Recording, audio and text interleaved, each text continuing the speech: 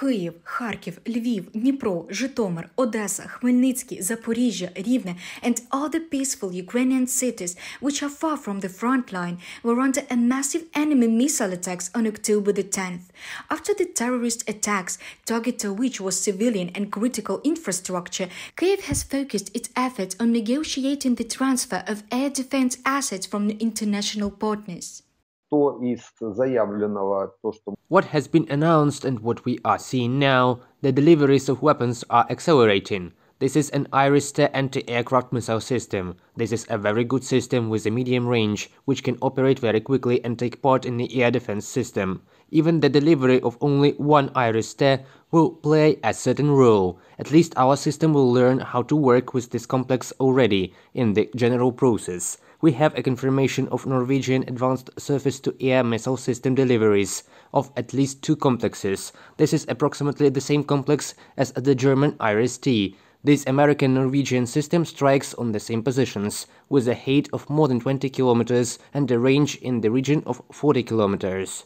The surface-to-air missile system MIM-104 Patriot can also become an analog, but in order to prevent the launch of missiles in the direction of Ukraine, we need long-range shells.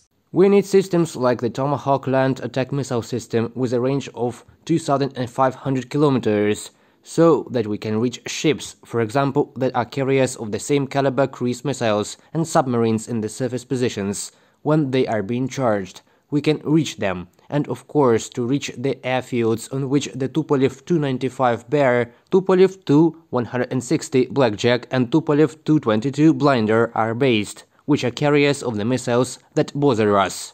Nuclear blackmail, holding of sham referendums in the temporarily occupied territories, the missile terror of peaceful Ukrainian cities, all this makes countries which once were loyal to the Kremlin now refuse to support the Federation. For example, Turkey has refused to recognize the results of sham referendums, calling them a gross violation of international law. President of Kazakhstan, Kassym-Jomart Tokayev, is also distancing himself from the Kremlin dictator. Many countries in Africa and the Middle East are in solidarity with this position.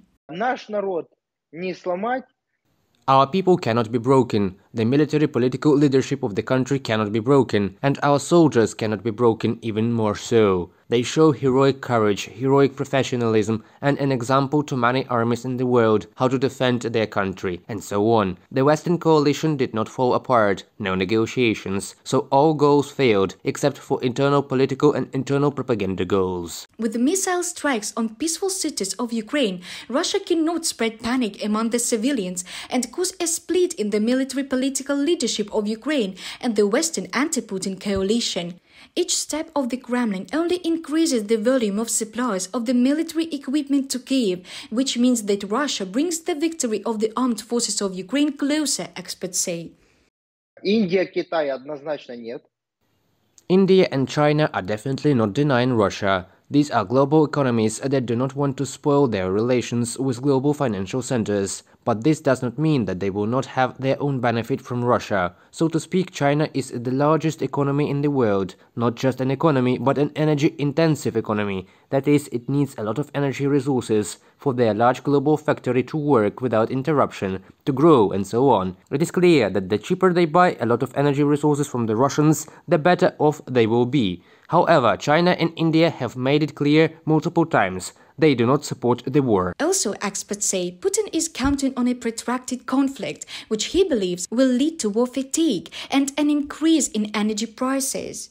However, judging by the statements of the leaders of the Western democratic countries, they will support Kyiv until the armed forces of Ukraine reach the Ukrainian borders of 1991, the Russian army is defeated, and the destroyed Ukrainian cities are restored. Reported by Diana Kolesnik, Larisa Zubenko, UATV News.